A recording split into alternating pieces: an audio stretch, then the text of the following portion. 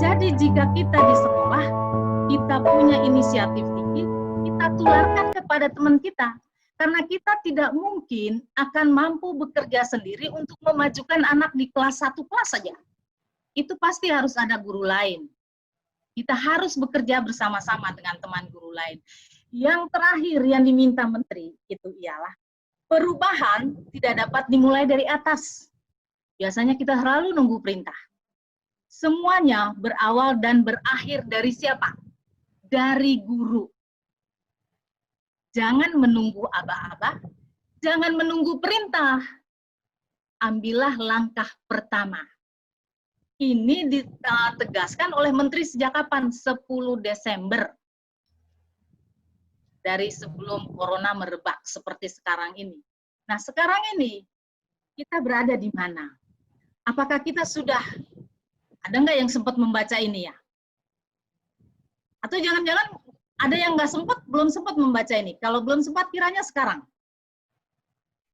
Ya, sekarang kita bilang. Nah, semua ini akan menjadi pemicu bagi kita, pendorong bagi kita untuk mau melakukan perubahan di kelas kita.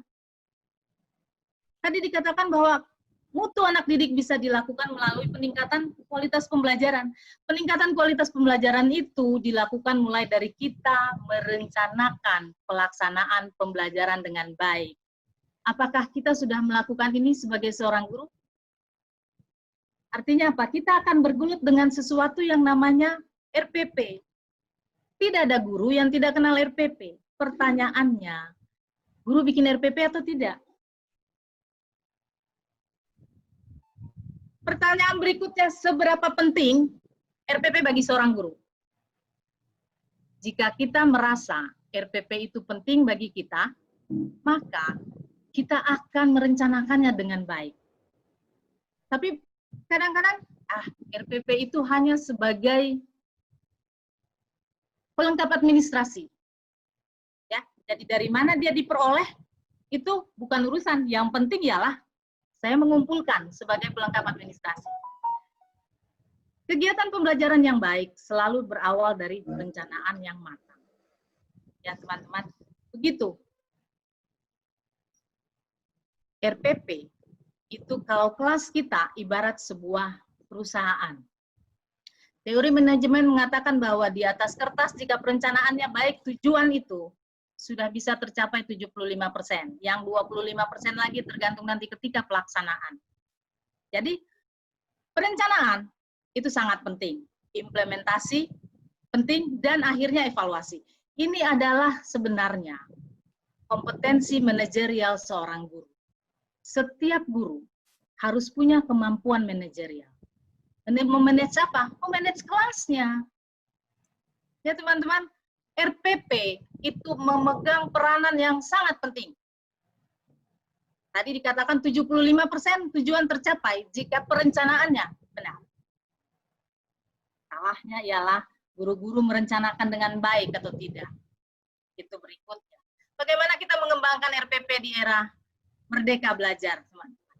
Nah, sudah ada belum yang baca itu? Surat edaran Menteri tahun 14 tadi. Nomor 14 tahun 2019 itu. Ada 4 hal penting yang diatur di sana. Seperti apa sih RPP itu?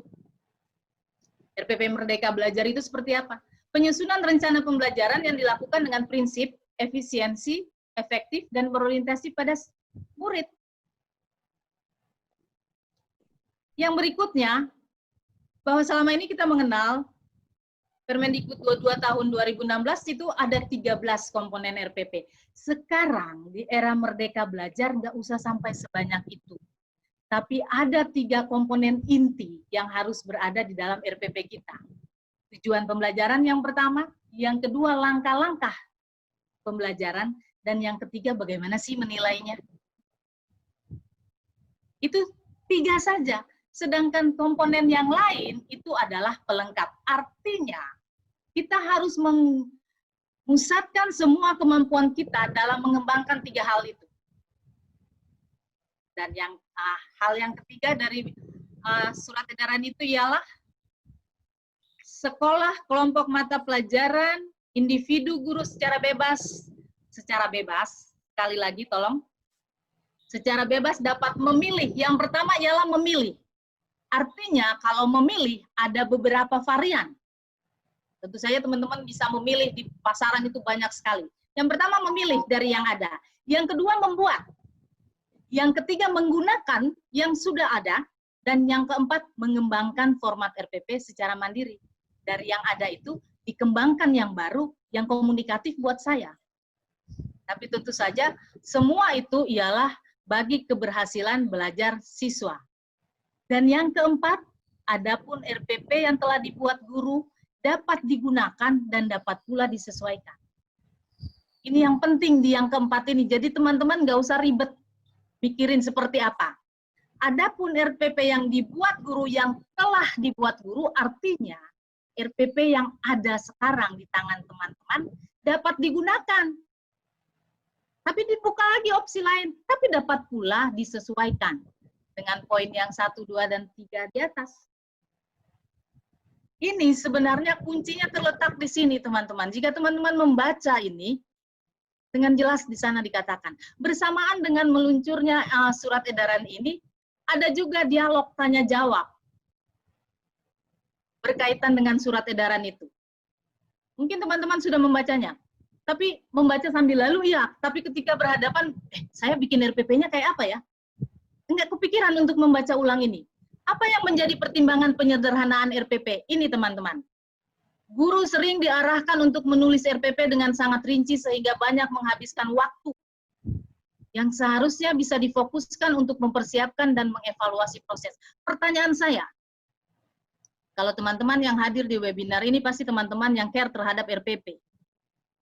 Tetapi, saya mau tanya lagi, selama ini, berapa banyak di antara kita, guru, yang tulis sendiri RPP-nya? Ya. Berapa banyak? Saya suka pergi dari sekolah ke sekolah dan banyak kepala sekolah yang mengeluhkan kepada saya, Ibu semuanya kopas. Dan masih untung yang diubah itu yang lain. Saya pernah menandatangani RPP di mana di dalamnya bukan nama saya, tapi nama orang kepala sekolah yang mengkopi. Coba bayangkan. Jadi keluhan yang muncul sampai ke menteri bahwa guru direpotkan dengan mempersiapkan RPP, itu sebenarnya hanya sebagian mungkin. Atau kalau itu yang lalu, biarkan itu berlalu. Sekarang jangan lagi seperti itu.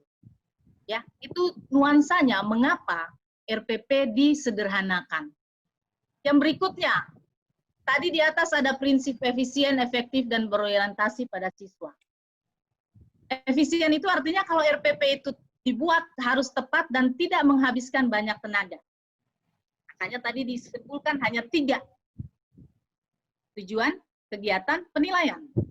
Efektif artinya RPP itu dilakukan untuk mencapai tujuan pembelajaran. 3 komponen itu, tujuan yang utama, kemudian 2 komponen berikutnya, yaitu kegiatan pembelajaran dan penilaian, itu diarahkan untuk mencapai tujuan. Kemudian yang ketiga ialah berorientasi pada murid. Nah ini yang berorientasi pada murid, ketika kita menyusun RPP, kita mempertimbangkan juga bahwa kesiapan siswa itu seperti apa, RPP yang kita lakukan, yang kita susun itu kegiatannya menarik atau tidak untuk dia. Nah, yang akan melakukan kegiatan pembelajaran itu kan siswa. Kemudian RPP yang kita siapkan itu, dia mempertimbangkan kebutuhan belajar siswa atau tidak. Oh, siswa butuh belajar tentang teknologi, bagaimana mengoperasikan komputer, tapi kita tidak memberikan hal itu di dalam RPP, dalam kegiatan-kegiatannya. Itu namanya kita belum memperhatikan kebutuhan belajar siswa. Dialog yang berikutnya, apakah RPP dapat dibuat dengan singkat? Misalnya hanya 1 halaman. Kita ingat baik-baik bahwa di dalam surat edaran tadi, tidak pernah dan tidak ada 1 kata pun bahwa RPP yang ke depan Merdeka Belajar itu 1 halaman. Baca baik-baik, tidak ada di sana disebutkan. RPP itu harus 1 halaman. Yang ramai itu di lapangan ialah RPP 1 lembar, RPP 1 halaman. Di mana itu disebutkan? Tidak ada. Ada muncul di sini. Apakah RPP dapat dibuat dengan singkat? Misalnya hanya 1 halaman. Misalnya, hanya 1 halaman. Bisa saja, asalkan sesuai dengan 3 prinsip tadi. Efektif, efisien, dan berorientasi kepada kepentingan siswa. Jadi tidak ada persyaratan jumlah halaman. Apalagi 1 halaman. Maksain banget. Ya kan? Adakah standar baku untuk format penulisan RPP? Tidak ada. Terus kita webinar buat apa dong? Kalau nggak ada standar. Kan teman-teman diberi kemerdekaan. Ya kan? Tidak ada. Guru bebas membuat, dia bebas memilih, dia bebas mengembangkan, dia bebas menggunakan RPP sesuai dengan prinsip yang 3 tadi. Efektif, efisien, dan berorientasi kepada siswa, pada murid. Ya teman-teman, ya sampai di sini paham atau tidak? Ya, kalau kita baca baik-baik, seharusnya kita sudah berhasil mengembangkan RPP kita untuk tahun ajaran yang baru nih. Kemudian, pada kita masing-masing sudah punya kan RPP, entah datangnya dari mana, mau kopas, mau beli, mau apa, terserah. Yang penting kita sudah punya. Bagaimana dengan format RPP yang sudah dibuat guru? Ada 2 kemungkinan yang dijawab. Kemungkinan yang pertama, ini yang tidak akan merepotkan semua guru. Karena dia sudah punya. Guru tetap menggunakan format RPP yang telah dibuatnya. Jadi kalau kita sudah punya perencanaan kemarin, kenapa harus capek-capek diganti? Kan di sini dengan jelas dikatakan, guru tetap menggunakan format RPP yang telah dibuatnya. Baru opsi kedua yang akan mengakomodir yang tadi di depan. Guru dapat pula memodifikasi format RPP yang sudah dibuat sesuai dengan 3 prinsip tadi. Jadi jika teman-teman memutuskan, saya mau bikin yang 3 komponen tadi itu saja. Tujuan, kegiatan, dan penilaian. Kalau saya mau membuat itu, silahkan. Tapi perhatikan prinsipnya itu. Efektif, efisien, dan berorientasi pada kebutuhan siswa.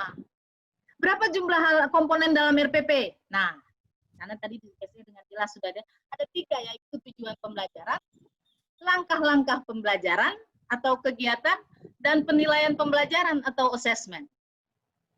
Komponen-komponen yang lain itu adalah hanya sebagai pelengkap. Ya teman-teman. Kemudian tujuan pembelajaran. Nah ini dipandu nih. Tujuan pembelajaran ditulis dengan lengkap, ditulis merujuk pada kurikulum dan kebutuhan belajar murid. Itu tujuan pembelajaran, teman-teman. Ditulis dengan merujuk kepada kurikulum dan kebutuhan belajar siswa. Sedangkan kegiatan belajar dan asesmen dalam RPP ditulis secara efisien. Kegiatan pembelajaran dan asesmen ditulis secara efisien. Sekarang yang perlu kita tahu efisien itu apaan sih? Ya, dari tadi 3 hal penting kan? Ada efisien, ada efektif, ada berorientasi pada siswa, pada murid. Efisien itu berkaitan dengan waktu, teman-teman. Kalau bikin RPP ngabisin waktu nggak? Tadi kan nuansanya RPP penyederhanaan ini muncul karena waktu habis buat nyusun. Nah, sekarang kalau kita mau buat yang baru dengan 3 versi itu, kegiatan pembelajaran dan evaluasi atau asesmen itu harus efisien. Jadi tidak harus rinci seperti selama ini RPP yang kita buat. Kemudian berorientasi pada murid itu apa? Mempertimbangkan kesiapan. Kita kasih materi ini siswa siap atau tidak? Ketertarikan. Kita kasih materi ini, kegiatan pembelajaran ini, langkah pembelajaran ini, siswa tertarik atau tidak? Kita kasih kegiatan ini, itu sesuai dengan kebutuhan siswa atau tidak?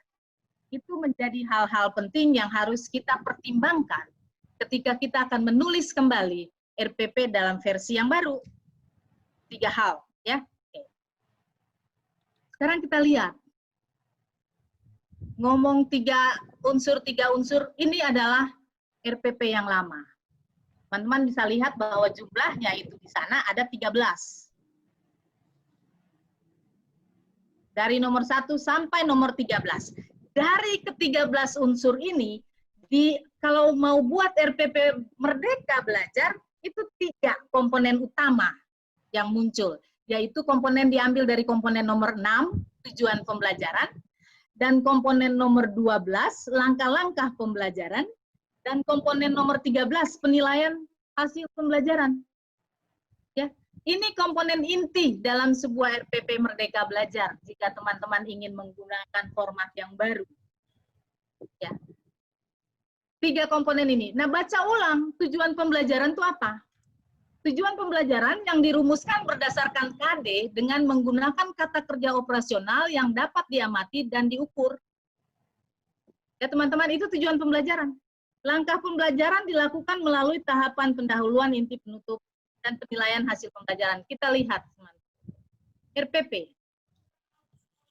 RPP yang baru, yang hanya mengandung 3 komponen inti. Sekali lagi, 3 komponen inti itu ialah mengandung tujuan. Tujuan itu ekstrak dari KD ditambah dengan kebutuhan murid. Kegiatan pembelajaran. Apa isi kegiatan pembelajaran? Proses menerapkan literasi, kompetensi, karakter untuk mencapai tujuan. Penilaian itu apa? Mengukur ketercapaian tujuan. Lihat teman-teman, oleh sebab itu tujuan itu menjadi sesuatu yang sangat-sangat penting. Ya, menjadi sesuatu yang sangat-sangat penting. Nah, kalau kita kembali kepada prinsip yang lama, itu ada 4 kunci dalam pengembangan RPP.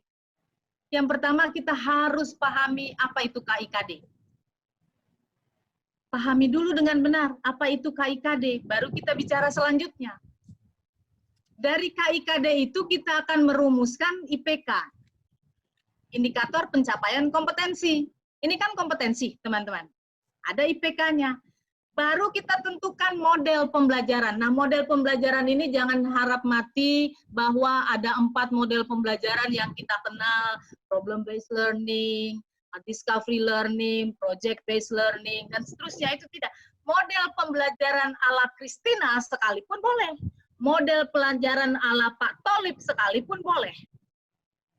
Ya, ini yang akan memegang peranan penting di dalam kegiatan pembelajaran.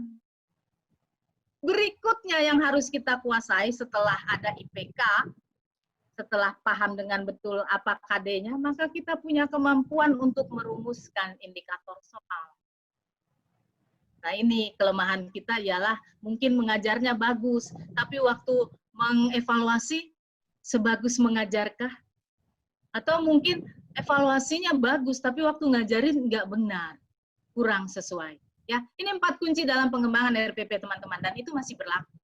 Tujuan pembelajaran, kita lihat satu-satu ya. 3 komponen utama itu ialah tujuan pembelajaran, kegiatan pembelajaran, dan penilaian. Kita lihat satu-satu. Dikatakan dalam edaran menteri itu, tujuan pembelajaran ditulis merujuk kepada kurikulum dan kebutuhan belajar murid. Sampai saat ini, kurikulum yang berlaku masih kurikulum 2013. Dan edisi revisinya itu pada tahun 2016. Kemudian Permendikbud terakhir yang mengakomodir KIKD itu ialah Permendikbud nomor 37 tahun 2018. Jadi di tahun ajaran baru besok ini, teman-teman masih menggunakan kurikulum 2013 yang terdapat di dalam Permendikbud nomor 37 tahun 2018. Ya, teman-teman, jangan salah menggunakan acuannya. Oke. Nah, pada kurikulum 2013, kita biasanya bikin RPP seperti apa? Satu pasang KD itu artinya kalau mata pelajaran agama dan PPKN itu ada 4. Ya, ada 4, KI1, KI2, KI3, dan KI4 di RPP-nya. Tapi non-agama dan PPKN itu ada 2, KD3 dan KD4. Satu pasang KD itu akan turun menjadi 1 RPP. Ini RPP yang lama ya teman-teman ya. Oke. Dari 1 RPP itu isinya cuma ada 1 tujuan. RPP kita yang lama itu isinya cuma ada 1 tujuan. Nah, dalam 1 RPP yang lama itu dia bisa terdiri atas beberapa pertemuan. 1 KD bisa diturunkan menjadi beberapa pertemuan. dalam RPP kita yang lama itu ada hukum yang mengatakan bahwa selesai 1 KD baru diadakan penilaian. Kita selama ini seperti itu. Kalau belum seperti itu, baca kembali permennya. 1 KD selesai, baru ada penilaian. Itu RPP kita yang saat ini. Bagaimana dengan RPP Merdeka Belajar? Sekarang kita mau masuk ke RPP Merdeka Belajar, kalau kita mau mengubah, atau kita tidak mengubah, tapi kita memutuskan, saya tetap saja mau pakai RPP yang sekarang. Itu pilihan pertama yang diberikan oleh Menteri, teman-teman. Boleh pakai RPP yang ada pada kita masing-masing saat ini. Ya, jadi kalau kita masing-masing memutuskan, saya mau pakai, kenapa saya harus repot-repot? Pakai saja yang sudah ada, oke. Pakai yang sudah ada, kita harus lihat bahwa RPP kita itu diramu dari KD. Ya, walaupun mata pelajaran non-agama dan PKN itu tidak membelajarkan secara langsung, tetapi di dalam RPP diramu tujuan pembelajaran, karena kita mengajarkan secara tidak langsung KI 1 dan KI 2. Ya. Jadi ini adalah salah satu contoh RPP rumusan versi yang lama, yang saat ini sedang berlangsung dan sedang digunakan. Kalau tujuan teman-teman di RPP yang teman-teman miliki saat ini belum seperti ini kita belum bicara Merdeka Belajar ya, kita masih bicara format yang lama. Akan seperti inilah tampilannya. Bahwa di dalamnya ada rumusan KI 1, ada rumusan KI 2, ada rumusan KI 3, ada rumusan KI 4. Perhatikan, kita membelajarkan keempat-empatnya. Kita menilai keempat-empatnya. Dan itu harus tampak di dalam tujuan pembelajaran kita. Jadi, jika teman-teman memutuskan untuk saya akan menggunakan yang lama, ini adalah tujuan pembelajaran ya, yang ditulis merujuk kepada kurikulum. Itu tujuan pembelajaran yang lalu. Bagaimana kalau tujuan pembelajaran 1 halaman, 1 pasang KD 1 halaman? Kalau 1 pasang KD 1 halaman berarti sama. Yang bedanya nanti hanya ialah kegiatan pembelajarannya. Kalau di RPP kita yang lama, kita cuma punya 1 tujuan, tetapi kegiatan pembelajarannya itu banyak sekali, rinci sekali, sehingga berhalaman-halaman. Ya, sehingga berhalaman-halaman. Nah, kalau di RPP yang mau 1 halaman, tapi saya mau 1 KD 1 RPP. Ya, saya mau 1 KD, 1 RPP, 1 halaman atau lebih sedikit, 2 halaman atau 3 halaman, boleh. Tujuannya berarti hanya 1, bukan? Dan jika hanya 1, dia mengakomodir semuanya. Ya, tujuan, ini kita pakai 1 KD, 1 halaman. Ini minimal ya 1 halaman. Pasti saya pikir kalau mau jelas itu bisa lebih dari 1 halaman. Kemudian, boleh tidak kita bikin RPP 1 pertemuan? Sangat boleh, itu kan merdeka. Teman-teman boleh membuat semaunya teman-teman. RPP boleh 1 RPP 1 KD, 1 halaman itu semua KD ada di sana. Boleh 1 halaman itu hanya untuk 1 pertemuan.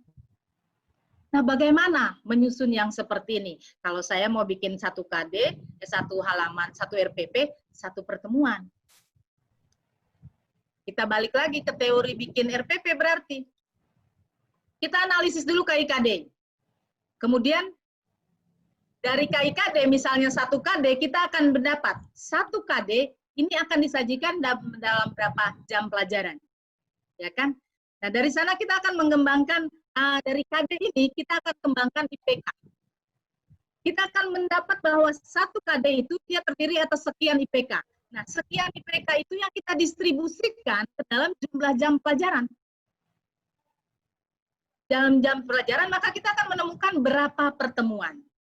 Jadi 1 pertemuan dia bisa mengakomodir 2 IPK, 1 pertemuan dia bisa mengakomodir 1 IPK, 1 pertemuan dia bisa mengakomodir sekian IPK. Dari IPK itulah kita akan merumuskan tujuan. Ya, setelah kita mendapatkan jumlah IPK per pertemuan, maka saya dapat satu pertemuan misalnya ada 3 IPK, maka saya akan merumuskan tujuan berdasarkan apa? Berdasarkan IPK.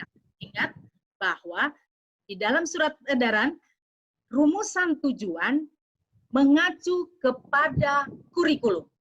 Kalau kita mau bikin pertemuannya per RPP-nya per pertemuan, acuannya ialah kurikulum. Satu KD tidak mungkin masuk dalam satu kurikulum, satu RPP, satu pertemuan. Satu KD akan muncul dalam beberapa pertemuan. Nah itu, rumusan tujuannya itu diambil dari IPK. Ya teman-teman, ya IPK itu sekali lagi teman-teman harus pandai menurunkan IPK. Kita belajar teori menurunkan IPK pada lain kesempatan. Yang saat ini yang ingin saya berbagi dengan teman-teman ialah bagaimana menentukan rumusan tujuan jika saya ingin membuat RPP satu pertemuan, satu EPP. Ya, ke sana. Oke, teman-teman, saya akan memberikan contoh. Kalau yang di awal tadi, kan RPP tujuannya lengkap itu ya. Di awal tadi tujuannya lengkap ini. Ini RPP di masa ketika belum COVID lah. Nah, sekarang saya ingin menunjukkan beberapa contoh bagaimana kita mengembangkan IPK dan mengembangkan tujuan pembelajaran. Harus ribet kayak tadi apa enggak? Di sini ada contoh, ini ialah satu pasang KD untuk satu halaman. Ini dipersiapkan untuk bikin RPP satu halaman dari satu pasang KD. Artinya ini contoh saya ambil dari biologi SMA kelas 12. Dari contoh ini, dari KD ini, sepasang KD ini, si penulis RPP mengembangkannya menjadi tujuan pembelajarannya jadi 3. Boleh enggak? Boleh. Yang penting komunikatif. Yang penting ialah bahwa tujuan ini mengacu ketat kepada kurikulum. Mengacu tadi kepada tadi. Mengacu. Ya. Kemudian perhatikan, tujuan ini teman-teman tahu bahwa satu pasang KD, satu KD itu terdiri atas 2 hal. Ada KKO, kata kerja operasional, ini adalah kompetensi. Kompetensi yang harus dimiliki oleh seorang anak sehingga dia bisa dikatakan dia akan KD ini akan lulus. Ya. Jadi ini kompetensi yang harus dikuasai. Yang berikutnya ialah materi pembelajaran. Nah, perhatikan, ketika dia merumuskan tujuan, kompetensi yang ada di KD berikut dia ke tujuan. Ya, menganalisis dari sini, tujuannya ialah menganalisis. Ya, perhatikan ya. Nah, ini dia nurunkannya menjadi 3. Boleh. Tidak harus satu seperti tadi ribet. Kan prinsipnya ialah tidak memakan banyak waktu habis untuk merumuskan saja, bukan? Yang penting apa? Saya sebagai guru paham besok tujuan pembelajaran saya ialah anak mampu menganalisis. Anak mampu menerapkan. Anak mampu menyajikan, karena KD-nya itu di 410-nya menyajikan. Karena KD-nya itu di 310-nya ialah menganalisis. Jadi tujuan saya harus latih anak sampai dia punya kemampuan menganalisis. 1. Nah, sekarang sampai di sini teman-teman untuk mengembangkan tujuan ya, bebas. Teman-teman diberikan kebebasan. Itu jika ingin menggunakan RPP dengan 3 komponen. Berikutnya ialah kegiatan pembelajaran. Ya, kegiatan pembelajaran kita itu kalau di yang lama 1 RPP, 1 KD, kemudian beberapa pertemuan. Ini yang baru pun silakan mau buat seperti ini. 1 RPP bisa juga 1 pertemuan. Oke. Bagaimana dengan kalau misalnya 1 RPP, 1 KD, beberapa pertemuan ya, beberapa pertemuan yang akan kita bikin. Ini RPP 1 halaman ya teman-teman. Saya ambil masih dari contoh biologi yang tadi. Ini KD-nya seperti ini. Kemudian tujuan pembelajarannya seperti ini. Dan ini adalah langkah kegiatannya. Perhatikan. Di penulis RPP ini, penulisnya ada seperti yang dikehendaki. Ada bagian pendahuluan, ada kegiatan inti, ada kegiatan penilaian, penutup. Refleksi di sini, ya. Refleksi ini oleh si penulis ini dikatakan refleksi sebagai bagian penutup. Oke? Ini RPP-nya teman-teman. Ingat bahwa tadi di surat edaran dikatakan bahwa kegiatan pembelajaran itu terdiri atas 3 tetap, pendahuluan, inti, dan penutup. Di sini pendahuluan pasti semua sama ya. Kemudian kegiatan intinya ini berlaku untuk 4 pertemuan ya. Ini pertemuan 3, ini pertemuan 4. Ada 4 pertemuan. Dalam satu lembar. Ini kalau di join dikasih identitas 1 halaman, teman-teman. Perhatikan bahwa prinsipnya ialah kegiatan pembelajaran. Setelah siswa selesai melakukan semua kegiatan pembelajaran, tujuan pembelajaran tercapai. Jadi bisa kita lihat urut-urutannya. Sesuai tidak dengan kebutuhan siswa tadi, sesuai tidak dengan ketertarikan siswa tadi, dan sesuai tidak dengan satu lagi. Apakah kegiatan ini sudah mengakomodir ketiga hal tadi? Sampai di sini ya teman-teman, ini baru kegiatan pembelajaran. Deskripsi kegiatannya ada di sini kolom kegiatan, ada di sini kolom deskripsi kegiatan. Pertemuan 1 dia ngapain, pertemuan 2 dia ngapain, pertemuan 3 dia ngapain, pertemuan 4 dia ngapain, dan penutupnya dari masing-masing pertemuan itu global, sama. Ya. Ini adalah contoh dari kegiatan pembelajaran yang mengakomodir RPP 1 lembar, 1 halaman. Tuh, luar biasa itu ya, teman-teman. Itu tadi untuk SMA. Di sini juga ada guru TK, saya berikan untuk guru TK. Saya mengambil ini dari sekolah ya, teman-teman. Anggap aja ini sebuah sekolah. Lesson plan, rencana pembelajaran pada hari Senin tanggal 6 Januari. Ini kelompoknya. Tujuannya, mengenal bentuk bangunan gedung Tempo dulu, membandingkan bentuk bangunan dulu dan saat ini. Di RPP ini, teman-teman, dia menuliskan indikator.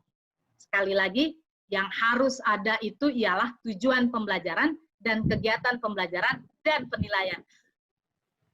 Yang lain, mau ditambahkan, silahkan. Yang penting kalau kita memegang teguh RPP saya harus 1 halaman, pokoknya muat 1 halaman. Dan contoh yang saya tayangkan ini adalah contoh yang 1 halaman. Walaupun di sini saya menyajikannya dipotong ya.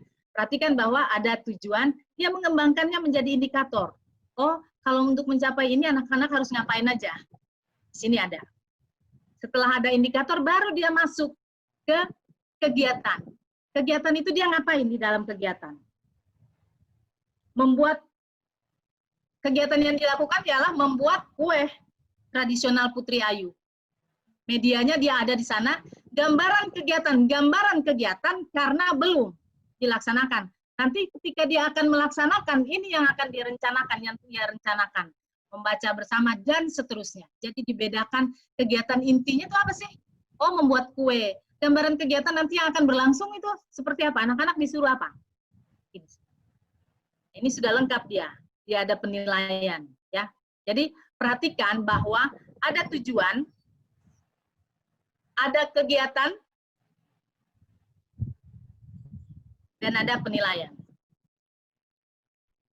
Sekarang saya masuk ke penilaian. Contoh yang tadi sudah ada penilaian ya teman-teman. Penilaian, sebagaimana tadi di tujuan kita mengajarkan keempat aspek. Ya. Ada yang mengajarkan secara langsung dan tidak langsung. Yang tidak langsung itu kita mengajarkan KI 1 dan KI 2. Semua guru mengajarkan. Artinya apa? Semua guru akan menilai semuanya. Menilai KI 1, menilai KI 2, menilai KI 3, dan menilai KI 4. Jadi, jika ada sekolah atau guru yang tidak melakukan penilaian sikap, itu keliru. Ya teman-teman, jika ada sekolah atau guru yang tidak melakukan penilaian sikap, itu adalah salah. Yang lalu biarkanlah berlalu, ke depan ini kita benahi. Ya. penilaian di dalam RPP 1 lembar 1 halaman itu mencakup semua aspek pengetahuan, aspek keterampilan, aspek sikap. Itu harus ada. Dan soalnya seperti apa sih kalau mau dicantumkan di 1 halaman memang muat semua. Tidak usah semua kali, Bu. Menunjukkan indikator ketercapaian tujuan pembelajaran. Kalau kita balik ke sini, di sini ada mengenal tanaman, menimbang itu ada tanya jawab berarti pengetahuan, praktek, kemudian beres-beres berarti di sini ada sikap, ada ketiga-tiganya. Ini di TK. Oke. Kemudian saya balik ke SMA. Tadi ke biologi. Menganalisis prinsip bioteknologi. Ini adalah tujuan pembelajarannya. Dan yang ini adalah kegiatan pembelajaran. Nah, kalau kita mau menggunakan RPP 1 halaman, tidak akan mungkin kita menuliskan semua di sana tentang penilaian. Maka kita bagi seperti ini. Yang akan dinilai sikap itu apa? Disiplin, tanggung jawab, dan kerjasama.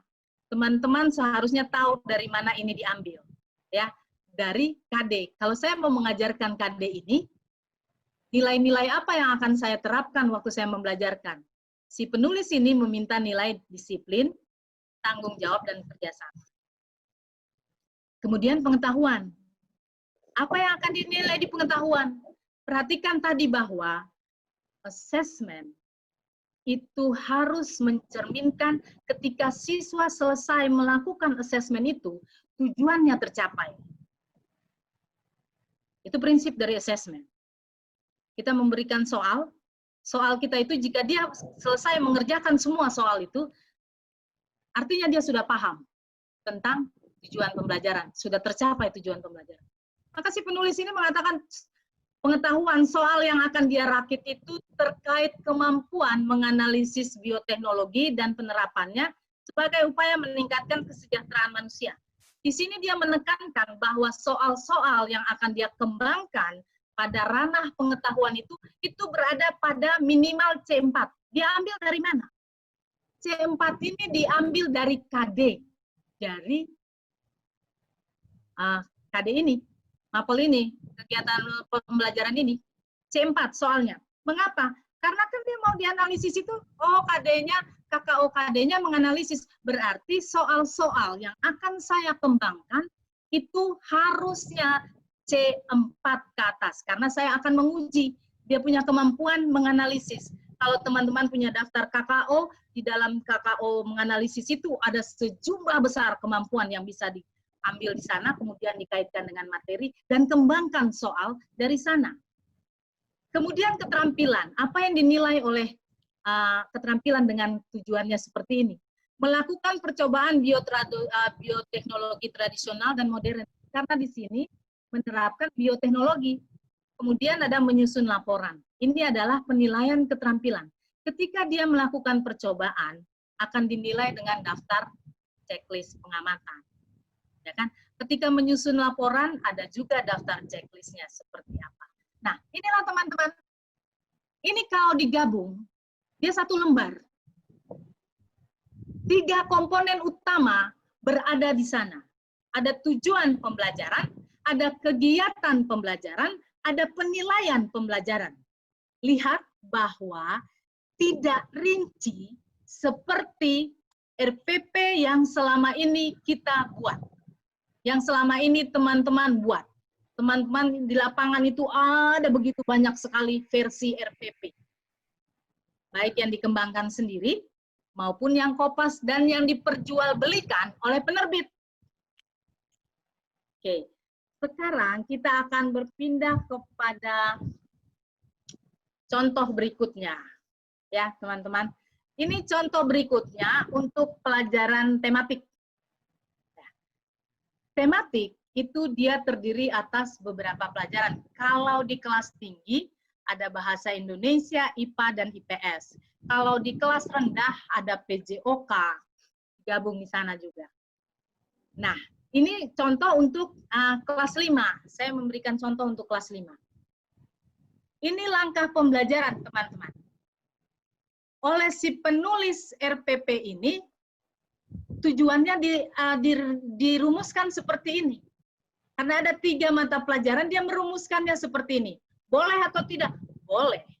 Yang penting ini diambil dari KD. KD yang diturunkan menjadi IPK, dan ini adalah rumusan yang berdasarkan IPK. Ya. Oleh si pengembang tematik ini, materi ini adalah materi untuk 1 minggu. Perhatikan, langkah kegiatan ini untuk langkah kegiatan 1 minggu. 1 halaman? Ya, 1 halaman. Tapi kalau seperti ini saja, teman-teman, kalau mengejar 1 halaman, dia tidak akan bisa membedakan kegiatan ini ada di pertemuan hari keberapa, hari keberapa, hari keberapa. Oleh sebab itu, si penulis mempunyai lembaran lampiran. Lembaran lampirannya. Saya akan coba pindah lembaran lampirannya.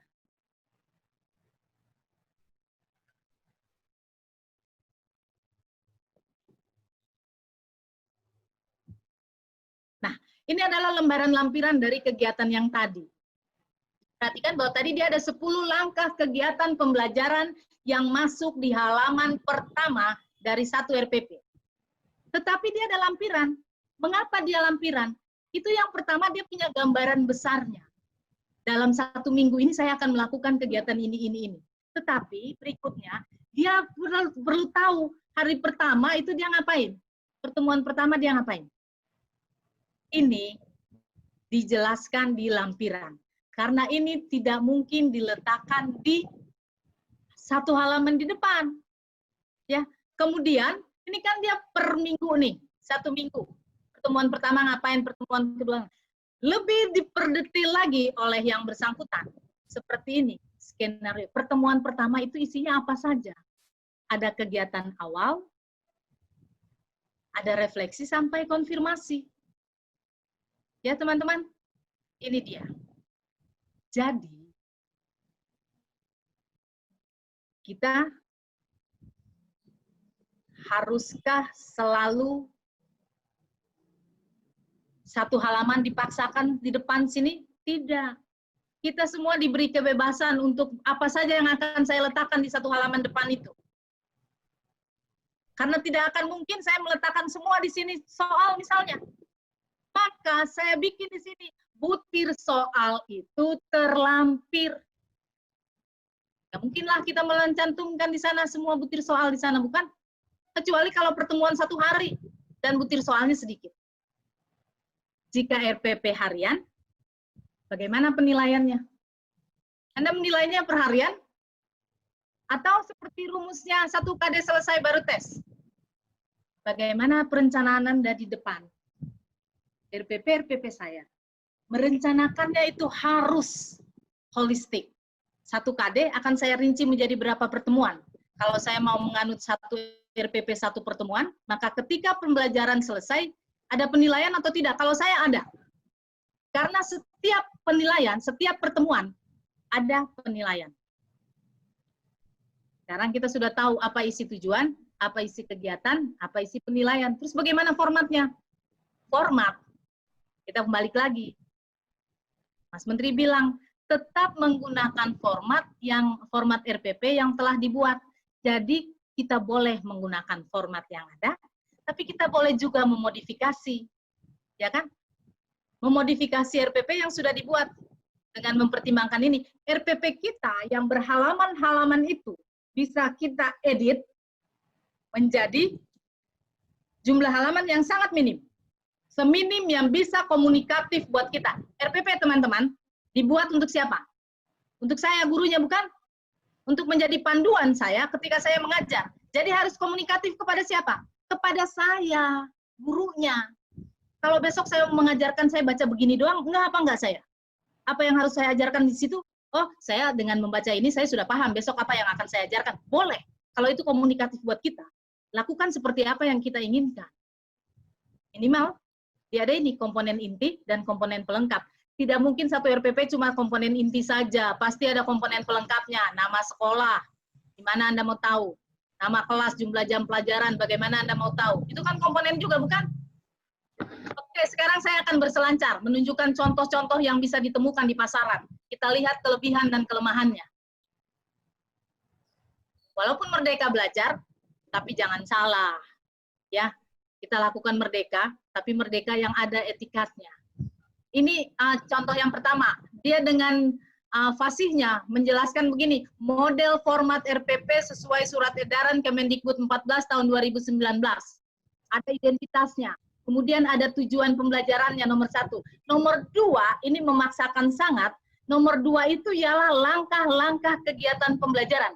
Headingnya itu, tetapi di bawahnya, coba lihat, ada alat dan bahan. Itu langkah atau bukan? Bukan. Jadi kalau kita bikin, rasional lah. Boleh tidak menempatkan alat dan bahan? Sangat boleh. Sangat boleh, tapi bukan di sini tempatnya. Ya. Kemudian, 2, siswa berlatih praktek dan seterusnya. Kemudian, dia menempatkan penilaian itu tidak sejajar dengan tujuan dan langkah. Harusnya penilaian itu keluar menjadi angka 3. Menyimpulkan dan penilaian pembelajaran. Mohon masih di-share itu tentang RPP yang beredar di pasaran, karena di sini tidak terlihat.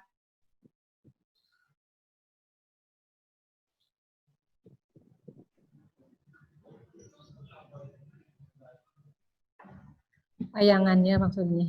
Iya, tayangannya. Sudah? Ya, sudah. Ya, sudah. Sudah terlihat.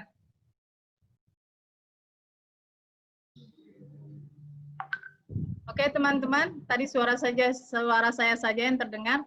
Kita lihat RPP yang beredar di pasaran ya. Teman-teman boleh kalau masih punya mindset yang lama, yang menggunakan prinsip jika bisa dipermudah, kenapa harus dipersulit? Silakan. Anda boleh memilih RPP yang mana saja, tapi tolong selektif ya. Yang contoh yang seperti ini, yang seperti tadi saya katakan, kan kita punya 3 komponen utama, tujuan pembelajaran, langkah pembelajaran, dan penilaian pembelajaran. Ini format ini tidak tepat ya. Oke. Kemudian format berikutnya, ini buat SMA, dia ada tujuan pembelajaran, seperti yang tadi kita tayangkan di awal, sudah benar. Kemudian yang menjadi masalah itu ialah buat saya, ini hal yang sama saya besarkan di sebelah ini, saya juga dapatnya memang udah dari sananya jelek, settingannya. Ketika kita memutuskan untuk menggunakan satu model, tolong pastikan bahwa kita paham betul model yang akan kita gunakan. Di sini dia mengklaim bahwa dia menggunakan discovery learning, artinya dalam discovery learning itu ada sintaksnya. Dan sintaks itu, seperti yang kita ketahui, sintaks itu berlaku mulai di dalam kegiatan inti. Dan yang RPP yang ini, sintaks tahap 1 itu persiapan. Persiapan itu bukan dikerjakan inti. Tahap 2 stimulasi bukan. Kalau discovery learning, maka yang pertama itu ialah stimulasi. Ya, ke bawahnya. Jadi jika kita copy, walaupun dia sudah mendeklir bahwa RPP-nya itu adalah RPP 1 halaman, tolong dibaca. Ya, tolong dibaca sehingga kita punya bijaksanalah dalam memilih ya. Oke. Ini berikutnya. Ini RPP sama ya. Yang ingin saya soroti di sini selain kesalahan dia menggunakan discovery learning tapi sintaksnya juga amburadul. Dia juga ketika menurunkan IPK-nya memeragakan adegan tapi KD-nya memeragakan adegan, tapi IPK yang ditulis oleh dia di sini menuliskan jabaran adegan. Ini keliru. IPK-nya dia ini keliru. Kalau ini dijadikan tujuan pembelajaran, akan sulit, dia tidak akan mencapai KD. Kecuali, tapi ini karena dia 411 ya. 411. Apakah dia hanya menurunkan 1 IPK, walahu alam. Tapi karena ini yang dijadikan contoh, maka saya kemudian assessment. Kita boleh meletakkan assessment itu Jika kita paham, kita sebagai guru harus paham betul yang akan kita nilai itu apa, dan teknik yang akan kita gunakan itu apa. Ketika di sini portofolio, kesesuaian format dan keterbacaan tabel adegan disertai keterangan, ini portofolio itu apa? Kita harus paham betul teknik penilaian portofolio. Apakah digunakan untuk menilai atau tidak? Jadi harus betul-betul selektif. Ya, membaca betul RPP yang tidak kita kembangkan sendiri. Ini lagi, ada banyak teman-teman, saya lihat. Tapi ini bentuk penyajian yang lain lagi.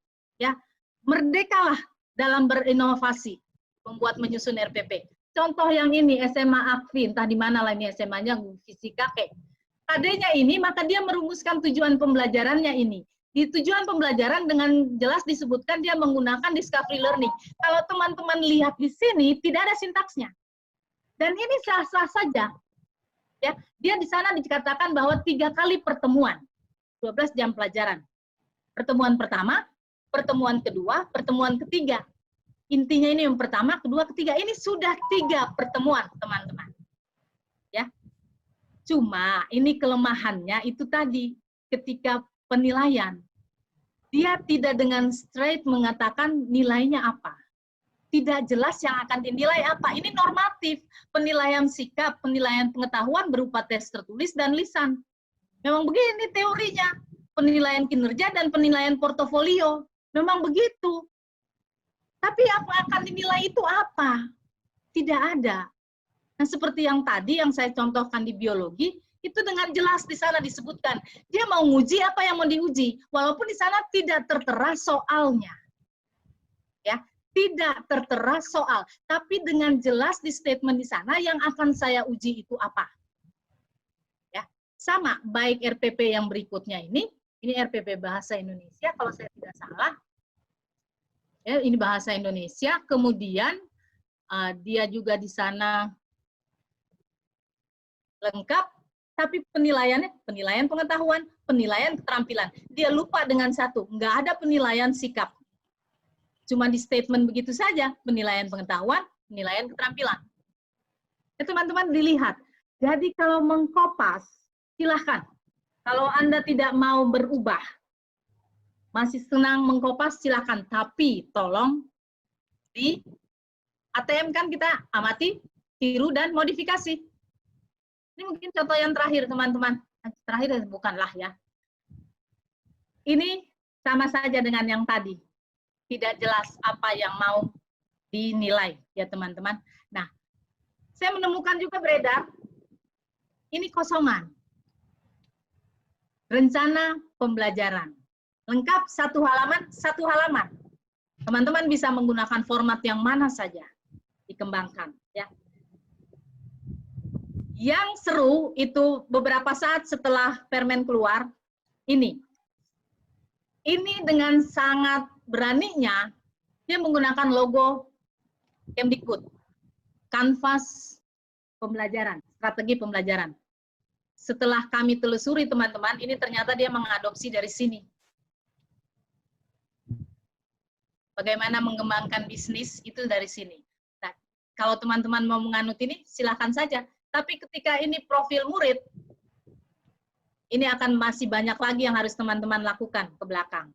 Tapi ini ada di pasaran, silakan. Silakan memilih dan menimbang yang mana yang sesuai bagi kebutuhan teman-teman. Berikutnya ini adalah sebuah contoh yang buat saya ini sangat menarik. Ini adalah satu RPP. Satu pertemuan. Maaf, ini 1 KD, teman-teman. 1 KD yang akan muncul dalam 5 kali pertemuan. Ya, ini rencana besarnya. Kemudian dia akan memberi contoh, saya tampilkan di sini 1 contoh, ialah KD yang pertama, pembelahan sel, materi pokoknya pembelahan sel. Teman-teman bisa lihat ini. Kalau pakai laptop, teman-teman pasti lebih jelas. Ya. Ini adalah RPP 1 halaman. Dan RPP si pengembang ini, teman-teman, kebetulan ini ada namanya di sini, Ibu Nia ini, sudah mengembangkan dan menggunakan RPP yang 1 halaman ini sejak tahun 2010. Ya, dia menggunakannya seperti ini. Sekali lagi tadi saya katakan bahwa modal utama kita ialah menguasai model-model pembelajaran. Terserah mau model pembelajaran apa saja pun. Ini contoh model pembelajaran yang dikemukakan oleh Bu Nia ini ialah Radek. Yang pertama membaca, kemudian menjawab, kemudian berdiskusi, kemudian menjelaskan dalam bahasa Inggris tentu saja ya, dan create. Read, answer, discuss, explain, dan create. Ini adalah model pembelajaran teman-teman. Dan 1 halaman. Apa yang dilakukan oleh peserta didik dan apa yang dapat guru berikan bantuan ketika si peserta didik berkegiatan. Dengan jelas di sana, guru ngapain, siswa ngapain. Ya, ini sangat-sangat komunikatif bagi si pembuat dan juga dia bisa mengontrol semuanya. Kemudian 1 halaman itu termasuk di dalamnya asesmen. Menuliskan tabel, ya di sana juga dibuat. Menuliskan tabel, menuliskan istilah, merancang. Yang belum tampak di sini ialah dia belum tampak asesmen ini kan karena tidak diuji memang kalau sikap itu kan tidak ada ujiannya ya. Di sini dia tidak menyebutkan nilai sikap yang akan dinilai pada saat pertemuan ini apa itu belum tampak. Jadi ini teman-teman, ada begitu banyak format yang diberikan pasar kepada kita. Saya suka dengan ini. Teman-teman guru diberikan kebebasan. Masalahnya ialah, guru mau tidak dibebaskan. Atau, kalau Anda tidak mengembangkan sendiri RPP Anda, berarti kita berada tetap di bawah manut orang, enggak merdeka.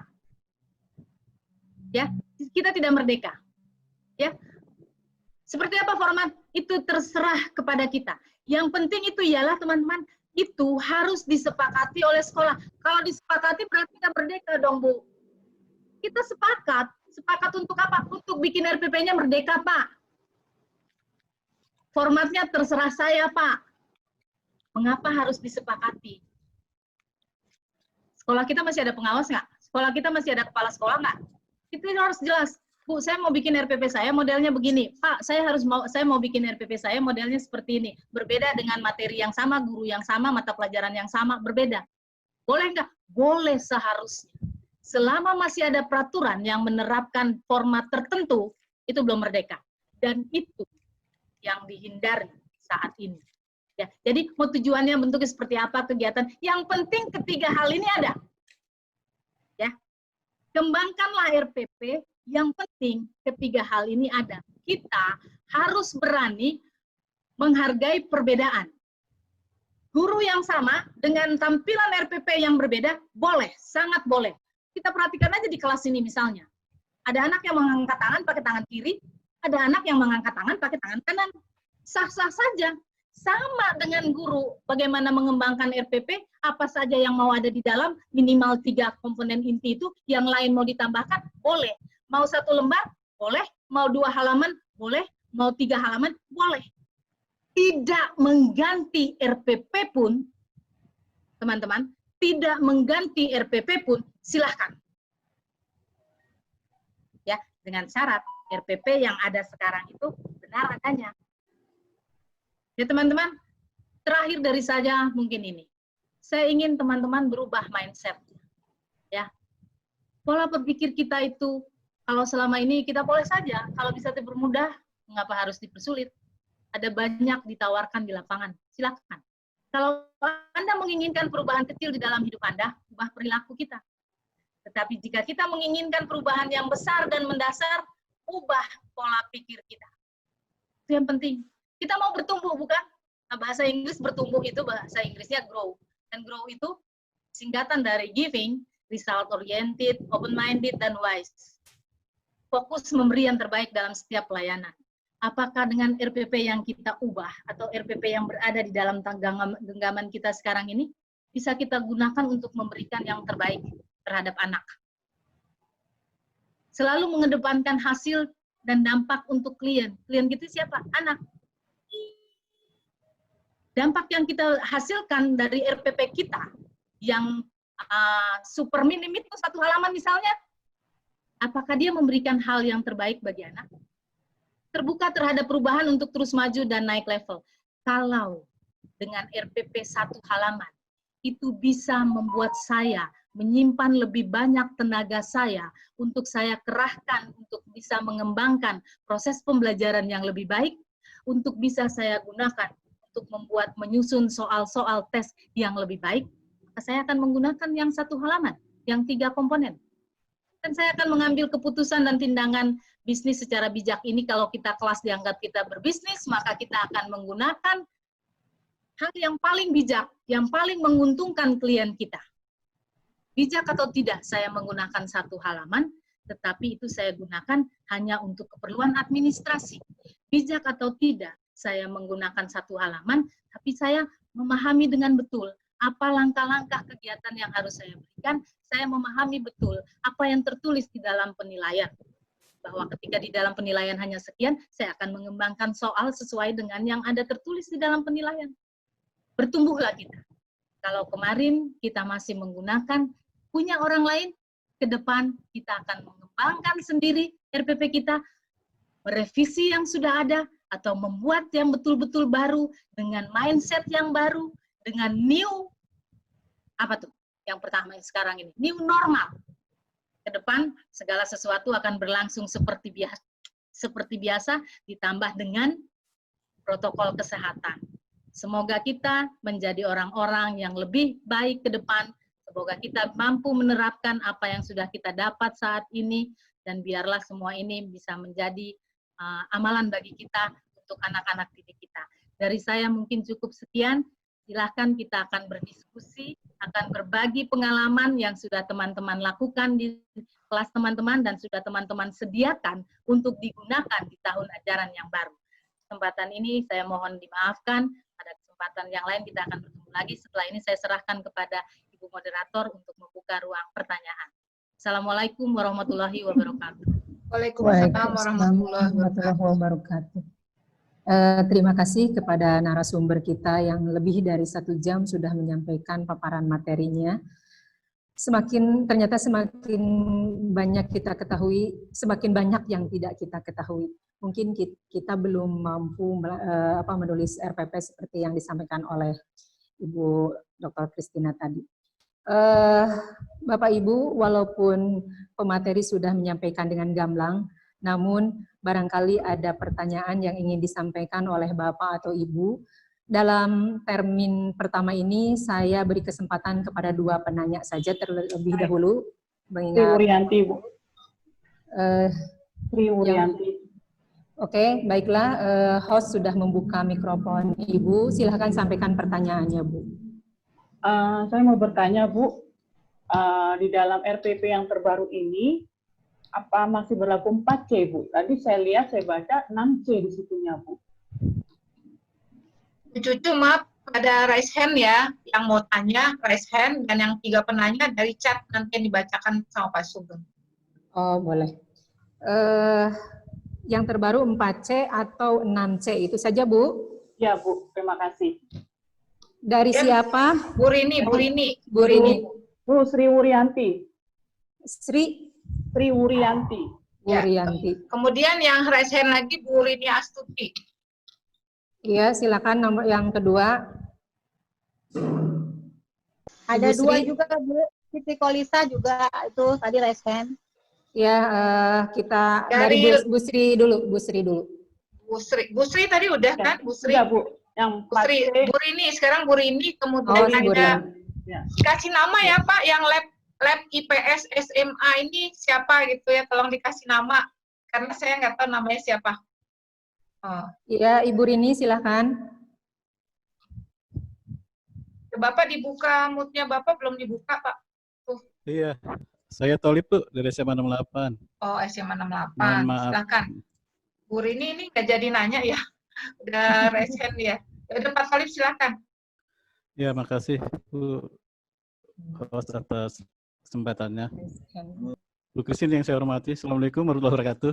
Waalaikumsalam warahmatullahi wabarakatuh. Bu Christine, udah lama ketemu, juga banyak teman-teman saya. Terima kasih atas pencerahannya. menyimak apa yang Ibu sampaikan tadi, memang kami juga mendapatkan beberapa model yang berbeda di lapangan. Tapi memang sebenarnya berangkat daripada pernyataan Mas Menteri sendiri, atau lihat jejak digitalnya tuh, walaupun secara SE-nya nomor 14 2019 itu tidak menyebutkan, Mas Menteri bilang 1 halaman, lahirlah versi-versi 1 halaman. Padahal alhamdulillah menurut pencerahan Bu Christine, kita bisa pakai 3 kategori tadi. Pakai yang sudah ada, modifikasi, atau 1 halaman. Yang paling gampang 1 halaman bentuknya aja landscape, selesai kan Bu ya. Nah, tapi yang menarik adalah ketika 1 halaman, kenapa harus ada lampiran? Itu berarti kan sama aja dengan RPP sebelumnya. Karena hakikatnya adalah itu kan dokumen bagaimana guru bisa membuat satu skenario pembelajaran terkait dengan pencapaian tujuan. Nah, lalu ada lagi analisa sesuaikan dengan kebutuhan siswa. Artinya apa? Berarti satu guru bisa menerapkan berapa model untuk kelas yang berbeda. Di lapangan tambah runyam lagi nih Bu, kasihan guru-guru. Nah, artinya apa? Mungkin yang sederhana, istilah merdeka mungkin sebaiknya diganti kayaknya Bu, gak enak Bu. Kayaknya kan kesannya ya merdeka, kemarin terbengkalai, terjajah, sekarang bebas-bebas lah seperti itu. Atau mungkin versi saya sih RPP kita gitu.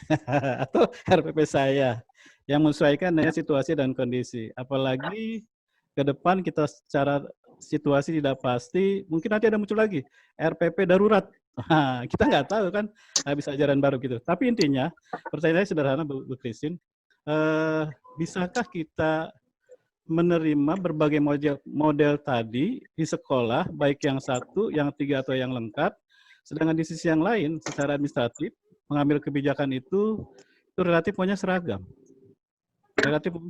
Apalagi kalau terkait dengan akreditasi, model-model yang bertebaran yang macam itu ada dampak terkait dengan penilaian. Nah, kalau diseragamkan tadi nggak merdeka lagi, seperti kata Bu Christine. Nah itu, bagaimana kita mensiasati pola-pola yang berbeda ini bisa diterima oleh semua pihak. Itu mungkin dari saya, mohon maaf, Ibu Moderator, saya Tolib dari SMA Negeri 68, Jakarta. Terima kasih. Assalamualaikum warahmatullahi wabarakatuh. Waalaikumsalam warahmatullahi wabarakatuh. Yang sudah saya buka Bu Cucu, Pipo 1919 ini nggak ada namanya. Pipo 1919 itu siapa? Mohon maaf. Tadi Pak Tolib ya? Ya, saya Bu. Ya. Saya Bu. Siapa? Halo. Siapa? Saya ya, Pak Nasir Bu, Pak Nasir. Nasir dari Maluku ya Pak. Tolong videonya nggak ada Pak, videonya Pak. Gambarnya mana Pak? Pak Nasir dari Maluku ini, Bu Christine. Iya, iya. Sebentar.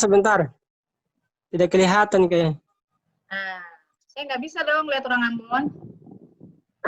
Nggak apa-apa Bu ya, suaranya aja Bu ya, soalnya hujan di sini. Ya boleh Pak Nasir, silakan.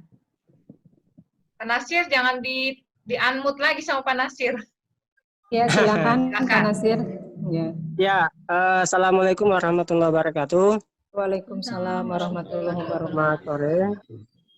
Yang ingin saya tanyakan Ibu, ketika RPP surat edaran itu muncul kan banyak sekali guru-guru yang mempunyai pandangan bahwa akan membuat RPP berdasarkan apa yang dia bisa.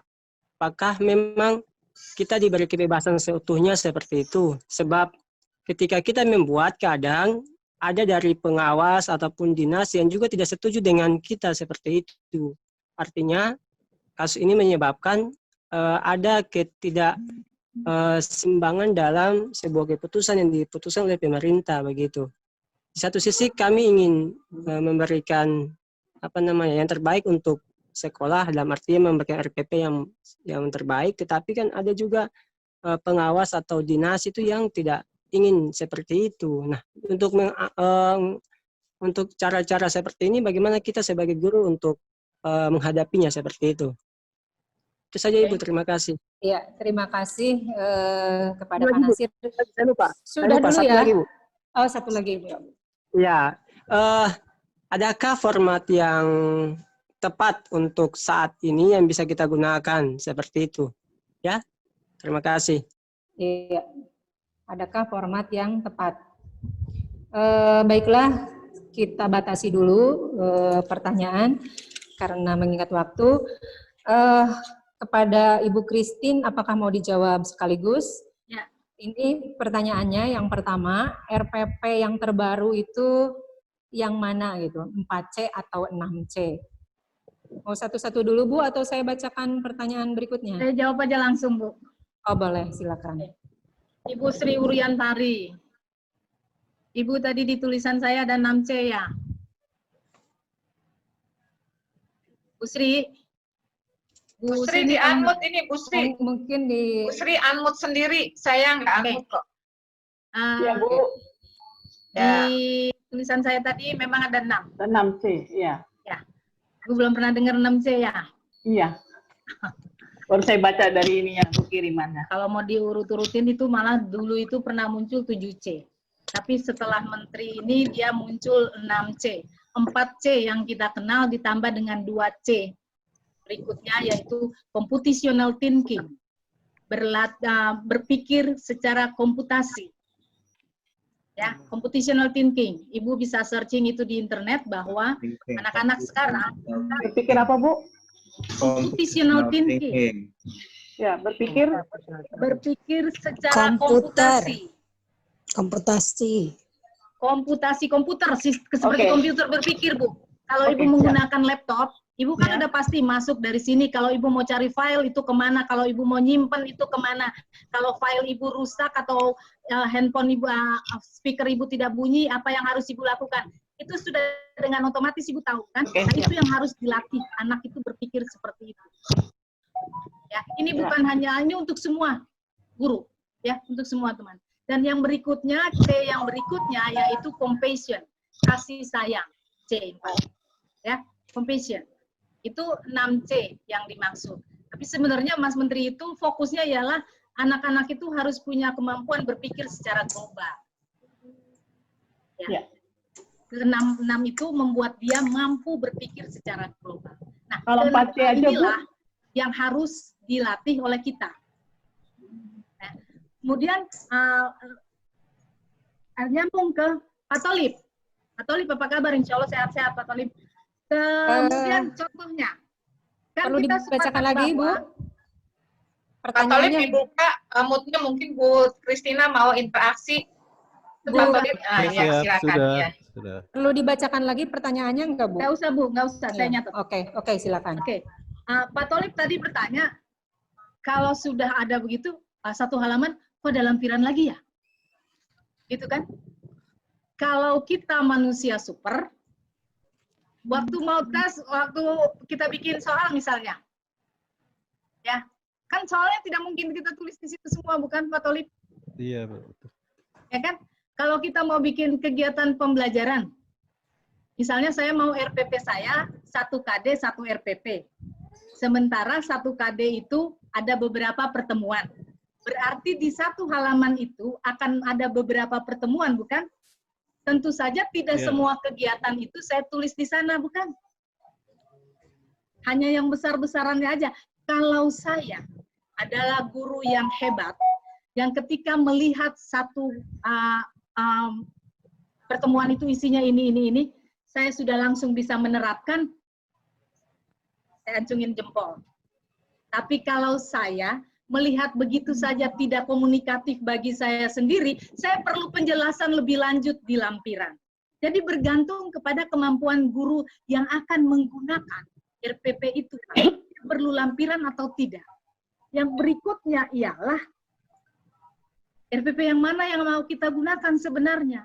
Kalau di kelas A dan di kelas B gurunya beda, berarti akan ada begitu sangat variatif model RPP di dalam satu sekolah. Terus pengawasnya piye? Terus nanti segala macamnya bagaimana? Benar. Inilah yang harus kita perbaharui. Mindset si pengawas, mindset si kepala sekolah, itu yang harus kita sama-sama sejalan dengan mindset guru. Kan yang ada tidak seperti itu atau belum seperti itu, bukan tidak ya, belum. Ke depan ini mungkin harus seperti itu. Kepala sekolahnya harus diberikan pengertian. Saya mengembangkan ini dengan dasar ini. Masalahnya yang akan mengontrol ketika kegiatan pembelajaran itu dia dengan melakukan kegiatan pembelajaran yang sangat singkat di depan itu, apakah sudah mencapai tujuan pembelajaran atau belum? Kan nggak kelihatan itu. Ya, nggak kelihatan itu, nggak terukur hanya dengan melihat RPP. Sama dengan ketika hanya soal yang di depan rancangan yang sepintas itu kita buat, itu juga tidak mencerminkan bahwa soal yang dia buat itu kira-kira sudah sampai mengukur tujuan pembelajaran atau belum. Kan nggak kelihatan. Nah, itu akan sangat beragam, Pak. Dan itu harus ada peraturan tertentu yang akan menindaklanjuti SE14 ini. Sehingga semua orang, semua stakeholder yang berkepentingan dengan RPP punya visi yang sama. Oleh sebab itu tadi di akhir saya katakan harus disepakati di sekolah. Format yang seperti apa? Apakah akan format yang dibebaskan? Ataukah format yang dibebaskan kepala tapi ekor dipegang, kakinya dipegang, begini dan begitu? Itu yang harus disepakati. Apa perubahan yang kita lakukan kalau ke depan masih ada pengawas? Pengawasnya yang harus diberikan penjelasan. Sana ya Pak ya. Terima kasih. Terima kasih Pak. Kemudian itu berkaitan dengan Pak Nasir sebenarnya jawabannya. Ya Pak Nasir ya? Ya, terima kasih Bu. Sama dengan Pak Nasir. Pak Tholib dengan Pak Nasir sama. Silakan Bu Cucu. Ya, terima kasih. Jawaban dari narasumber mudah-mudahan bisa memuaskan penanya. Kalau tidak ada yang mengacungkan tangan, saya akan mempersilahkan Pak Sugeng untuk menyampaikan penanya yang menulis di chat. Kayaknya Pak tidak ada yang mengacungkan tangan lagi. Halo? Pak Sugeng? Pak Sugeng? Pak Sugeng di-unmute itu. Bu Cucu, Pak Sugeng tolong dibacakan itu di-unmute. Ya, silakan Pak Sugeng. Ya, sebentar Bu.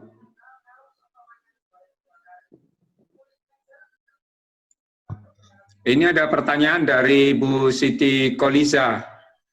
Ada dua pertanyaan. Pertanyaan pertama, terkadang setiap pelatihan, format dan komponen yang harus ada berbeda-beda kelengkapannya. Bagaimana? Kedua, terkadang ketika di dalam kelas mengalami kendala, sehingga model dan skenario yang sudah ditulis harus diubah seketika. Bagaimana mengenai hal tersebut? Ini pertanyaan dari Bu Siti Koliza. Ya. Apakah pertanyaan kedua perlu saya bacakan dari Bu Sabtini? Ya.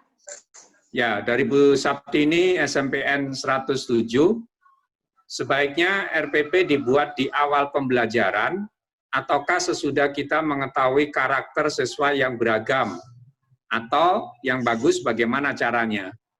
Untuk sementara itu dua penanya yang saya input dari chat. Silakan Bu. Oke. Terima kasih Pak Sugeng. Saya persilahkan langsung saja kepada Bu Ya, Christine. kepada Ibu Siti Holiza, terkadang format beda-beda. Bu, itu kemarin, ya, kemarin sebelum ada Merdeka Belajar. Dan Ibu sudah menerima dari tadi apa yang dikehendaki oleh Mas Menteri, bahwa kepada kita diberikan kebebasan.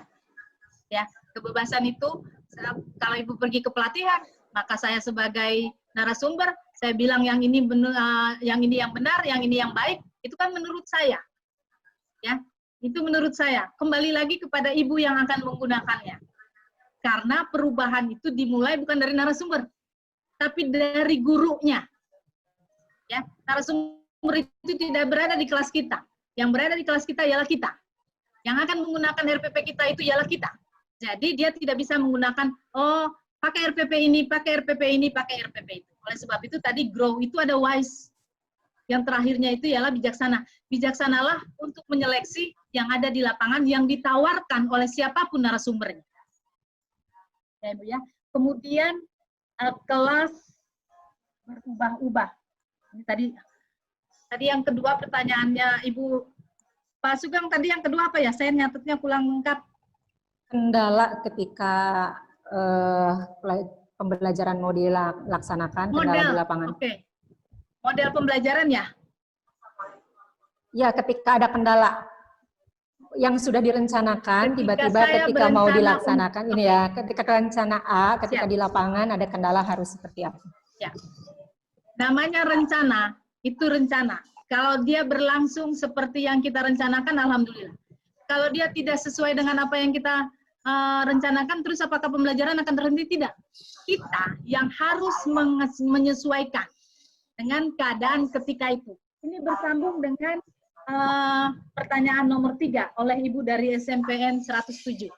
Apa yang akan terjadi? Apakah kita akan menunggu dulu RPP itu dibuat di awal? Prinsip RPP itu begini, teman-teman. Yang pertama tadi merencanakan, bukan? Kemudian implementasi, kemudian evaluasi. 3 ya. Yang manajerial tadi. Guru merencanakan, kemudian dilaksanakan. Ketika di dalam pelaksanaan, itu tidak seperti yang dia rencanakan, lanjutkan seperti apa yang terjadi di lapangan. Kemudian, dia akan melakukan fungsi yang ketiga, evaluasi. Setelah proses pembelajaran terjadi, maka dia akan merevisi RPP yang baru saja dia terapkan dan tidak sesuai. Jadi ada 3 fungsi yang harus dilakukan seorang guru, teman-teman. Selesai dia perencanaan RPP, dia rencanakan. Kemudian dia laksanakan, dan yang ketiga dia mengevaluasi. Sehingga hasil evaluasi ini akan dia dapatkan sebagai modal dia untuk mengembangkan yang berikutnya. Kalau ada kejadian seperti ini, saya harus seperti ini. Gitu. Kemudian yang terakhir dari 107, kapan sih sebenarnya RPP itu dibuat? Apakah nunggu karakteristik siswa dulu? Tidak. RPP selagi masih di kurikulum 2013, RPP itu merupakan kelengkapan dari KTSP. RPP itu adalah dokumen ketiga dari seperangkat dokumen yang namanya KTSP, Kurikulum Tingkat Satuan Pendidikan. Ya. RPP, KTSP sebagai acuan, KTSP itu ialah dokumen yang akan dijadikan acuan selama 1 tahun pelajaran ke depan. Artinya RPP itu sudah harus selesai sebelum tahun ajaran baru dimulai. Bahwa nanti RPP yang akan kita susun itu mungkin belum cocok 100% dengan karakteristik siswa, maka kita akan melakukan yang ketiga tadi, fungsi evaluasi. Oh, saya waktu nyusun RPP ini, fotosintesis saya menyusunnya ketika itu sedang sinar matahari tinggi. Jadi saya akan mengajak anak-anak untuk keluar. Sekarang terjadi pergeseran musim, di mana musim hujan itu nggak ketahuan kapan. Besok saya akan membelajarkan fotosintesis, padahal di RPP saya yang saya susun dulu sebelum tahun ajaran dimulai, itu suasananya panas. Saya akan ajak anak-anak keluar kelas. Saat ini musim hujan, nggak mungkin saya ngajak anak-anak keluar kelas. Maka saya akan merevisi RPP yang saya susun sebelum tahun ajaran itu dimulai. Begitu, Ibu. Bisa dipahami? Jadi RPP itu harus selesai sebelum tahun ajaran baru dimulai. Karena apa? Dia akan dipakai sebagai acuan ketika kita mengajar. Teorinya begitu. Tapi pelaksanaannya nanti sampai bulan Oktober pun masih ada tanda tangan RPP. Ya benar. Ya kan? Seperti itu keadaannya. Kita belum bisa menerapkan, jangankan ngarepin sekolah orang lain.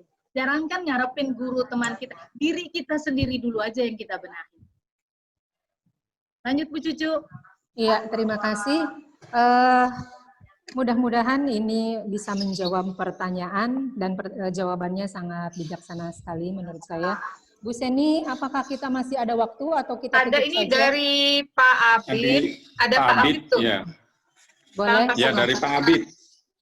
Ya, dari Pak Abid sebenarnya tadi sudah dijawab, tapi mungkin pertanyaannya saya sampaikan dulu. Dari Pak Abid, bagaimana teknis mengubah RPP ketika ada perbaikan saat proses pembelajaran berlangsung? Pak Kafi juga. Pak Kafi itu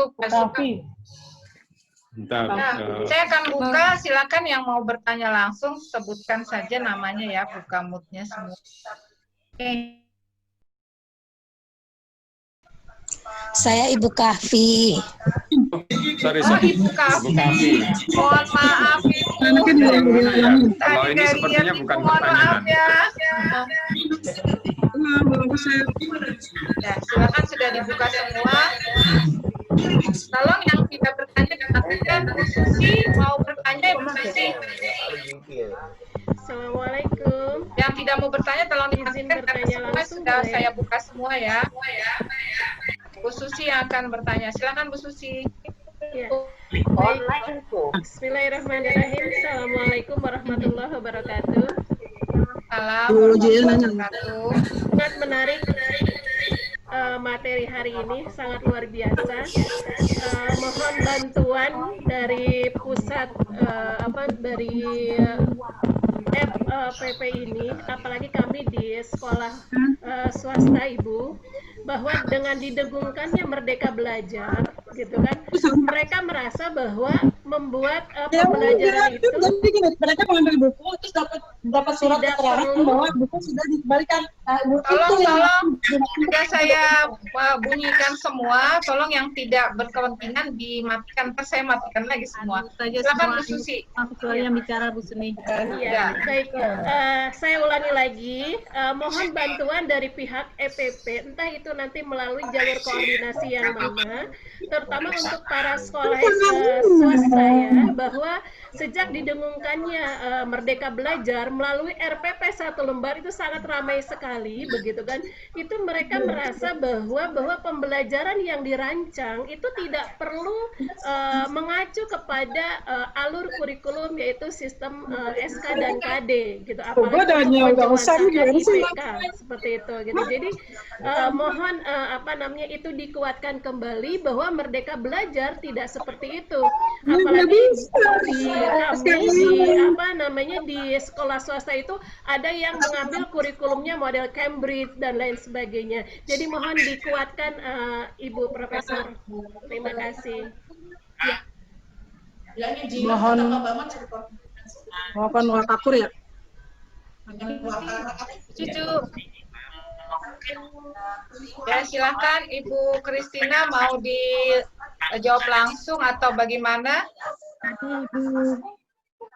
Ibu Susi ya, Bu Susi. Iya, Bu Susi. Pak Budi mohon komennya gitu.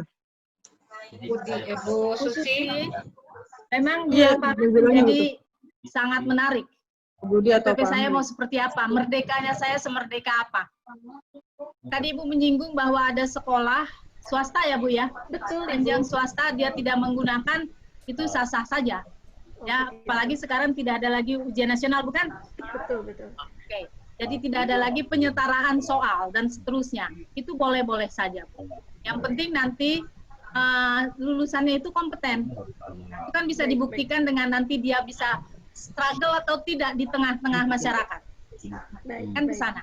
Bebas, sebebas-bebas. Tapi jangan sampai tidak bikin RPP. Nggak ada perencanaan ya. Ya, jangan sampai tidak ada RPP. Jangan jadi guru kalau tidak mau bikin RPP, Bu. Ya, jangan jadi guru kalau tidak mau bikin RPP. Itu selalu saja saya tekankan di mana-mana. Jangan Anda jadi guru kalau Anda tidak mau merencanakan pembelajaran yang akan Anda berikan besok. Kalau kemarin itu susah, sekarang oleh Menteri udah dipermudah. Habis baterainya. Aspek saja. Tinggal 2%. Aspek, dan itu harus jelas dibuat. Jadi merdeka yang jangan kebablasan. Ya, seperti tadi Pak Tolip bilang, boleh nggak merdeka nggak bikin RPP? Tidak boleh. Sangat tidak boleh. Anehnya akibatnya ialah antara guru A dan guru B berbeda dalam satu sekolah ada seperti gado-gado, tidak apa-apa. Yang penting itu berterima di semua stakeholder sekolah. Ya. Tapi harus ada RPP yang disepakati bersama oleh sekolah. Sekolah sepakat untuk berbeda, silahkan, sangat bagus. Berarti menghargai HAM. Merdeka bukan? Betul. Ya. Kemudian proses perubahan, tadi saya sudah, ini Bapak siapa yang nanya ya? Proses perubahan tadi, setelah pembelajaran berlangsung, kan kita nggak mungkin kucuk-kucuk lagi ngajar di tengah ngajar gitu, aduh ini nggak sesuai ini dengan perencanaan saya mau ubah dulu perencanaan saya. Ya nggak gitu-gitu juga kali Pak. Selesaikan dulu proses pembelajaran, baru kita revisi RPP kita. Itu tadi kan perencanaan, implementasi, dan evaluasi. Ya, jadi kalau guru tidak pernah mengevaluasi RPP-nya, itu gurunya terlalu. Lanjut. Ya, itu tadi pertanyaannya. Jadi nyambung sama pertanyaannya ini kali Bu Budi, Bu Cucu. Pertanyaannya dari Lab School tadi ya, bahwa harus di mindset-nya pengawasnya. Ya, silakan siapa lagi yang mau bertanya? Kita masih ada waktu 8 menit sebelum kita mengakhiri. Bu Cucu, silakan. Ada dari Bu Kavi itu, bagaimana agar pengawas juga memahami bahwa format RPP bebas. Karena jika yang sudah dijelaskan sekarang sudah paham, nanti bingung lagi saat informasi pengawas berbeda, karena kami berada di madrasah. Dari Bu Kavi. Bu Kavi, iya, yang tadi Ya. ditanya Bapak ya. Ya. Ya, silakan Bu Christine. Tadi lagi ngelamun saya. Pak Sugeng, mohon maaf, apa tadi? Oh ya, saya baca lagi Bu. Ya, bagaimana agar pengawas juga memahami Ya. Format RPP bebas? Ya, pengawasnya harus ditatar. Itu. Pengawasnya harus diberikan pengertian. Harus diberikan pengertian seperti apa yang dimaksud dengan merdeka belajar. Tugas dia itu ialah, tugas pengawas itu ialah mengakomodasi bahwa kegiatan pembelajaran ini selesai, tercapai tidak tujuan. Itu tugas pengawas. Ya, dia harus melihat itu, bahwa mau beraneka ragam RPP dalam satu sekolah, itu yang memang sekarang dianjurkan. Karena karakteristik guru itu berbeda. Belum lagi karakteristik siswa. Saya mampu di materi A, tidak mampu di materi itu kan berbeda-beda. Saya akan memahami dengan format yang lebih seperti ini, lebih komunikatif bagi saya daripada format yang seperti ini. Format yang saya buat belum tentu itu dipahami dengan baik oleh Bu Susi atau Bu Kavi misalnya. Jadi kita buatlah sesuatu yang komunikatif bagi kita dengan mempertahankan 3 prinsip tadi. Prinsip yang terakhir itu ialah mengakomodasi kepentingan siswa. Lanjut Pak Sugeng, masih ada? Ya, ini ada sebenarnya saran saja sih, sebaiknya kegiatan semacam ini juga melibatkan kepala sekolah, pengawas, dan pengawas, bukan hanya guru saja. Intinya itu, agar terjadi kepahaman yang sama. Ya, sebaiknya begitu. Tapi ini kan forum bebas ya, teman-teman. Saya saja, teman-teman sudah hadir di sini saja, saya sudah bersyukur bahwa kita sama-sama berbagi pengalaman, membuka sedikit wawasan kita. Nah, besok lagi ajak ada kepala sekolah sama pengawasnya. Atau bisa undang Bu Christine dengan SKPP-nya ke sekolah Bapak Ibu ya, untuk menatar sekolah-sekolah dan pengawasnya juga diundang, supaya merdeka ya. Bu Cucu, itu mikrofonnya nggak kedengeran suaranya? Suaranya nggak kedengeran, Bu Cucu. Oke. Ada suara. Sudah selesai saja ya, tidak ada lagi pertanyaan berikutnya karena kita mengingat waktu. Sudah 2 jam kita bersama. Sebelum saya tutup, setuju ini tidak lagi ada pertanyaan lagi? Bu Seni? Cukup. Ya. Ya, cukup ya. Karena sudah tinggal 4 menit. Ya, baiklah Bapak Ibu, pasti masih banyak pertanyaan yang ada di benak Bapak Ibu, namun sengaja supaya bikin penasaran dan supaya ada pertemuan-pertemuan lain setelah pertemuan ini. Saya karena terlalu banyak materi, mungkin simpulan singkat saja, bahwa ketika merdeka belajar itu bukan saja untuk murid, tetapi untuk semua ekosistem sekolah, guru, dan termasuk murid. Ditujukan agar mendapat kemerdekaan atau kebebasan berinovasi, mandiri, dan kreatif. Tidak mengenal ruang dan waktu. Kemudian berorientasi juga kepada siswa, dan RPP ini komunikatif bisa digunakan oleh guru sebagai penggunanya. RPP hanyalah planning, adapun implementasinya tergantung keadaan di lapangan, tetapi minimal kita meminimalisir kekurangan-kekurangan itu. Dan perbaikannya kita bisa lakukan dengan cara refleksi untuk pembelajaran berikutnya. Mungkin itu saja prinsip yang jelas Intinya adalah efisien, efektif, dan berorientasi pada siswa. Mungkin itu saja yang bisa kami sampaikan. Sekali lagi terima kasih yang sebesar-besarnya dan penghargaan yang setinggi-tingginya kepada narasumber kita pada hari ini. Dan terima kasih kepada seluruh peserta yang sudah hadir dan mengikuti room ini. Semoga kita dipertemukan lagi dengan pertemuan-pertemuan yang lebih bermanfaat. Dan mudah-mudahan pertemuan ini lebih memberi manfaat dan membuka wawasan kita, sehingga kita bisa melakukan yang terbaik untuk anak didik kita. Dari saya, mohon maaf jika ada kekurangan. Billahi taufiq wal hidayah. Wassalamualaikum warahmatullahi wabarakatuh. Saya kembalikan kepada Ibu Seni yang akan menutup, sekaligus ada pengumuman bagi Bapak Ibu peserta di sini. Terima kasih Ibu Seni, persilahkan. Ya. Terima kasih Bu Cucu, teman-teman semua yang sudah bergabung dengan kami. Terima kasih sudah bergabung pada acara webinar ini. Sekalian pengumuman dari saya sebagai host, nantinya teman-teman kami minta untuk membuat RPP yang memang teman-teman bisa mengaplikasikannya seperti penjelasan Bu Kristina tadi. Silakan teman-teman membuatnya, kemudian mengirimkan ke alamat email yang sudah kami kasih, ya, alamat email yang sudah kami kasih. Kemudian nantinya setelah teman-teman kami kasih waktu sampai tanggal 30 Mei untuk mengirimkan contoh RPP yang sudah teman-teman buat. Seperti kata Bu Christine tadi, jangan jadi guru kalau tidak mau membuat RPP. Itu kami tantang teman-teman untuk membuat RPP. Setelah itu tolong dikirimkan kepada kami akan mereview hasil RPP yang sudah teman-teman buat. Ya, RPP itu nanti akan kami review selama 1 bulan karena di sini ada 100 orang peserta. Mudah-mudahan semuanya mengirimkan. Nanti kami akan review. Kami akan kembalikan lagi setelah direview oleh Bapak Dr. Edi Sukardi, Bapak Dr. Sugeng Puji Leksono, dan Ibu Dr. Kristina. Kami hanya membantu, mudah-mudahan kita memang benar-benar menjadi guru yang merdeka untuk belajar dan mengajar. Itu dari kami sebagai panitia. Terima kasih atas peran serta teman-teman pada acara webinar. Ya. Bu, itu satu materi saja kan ya Bu? Satu materi atau satu tadi? Iya, satu materi saja Bu.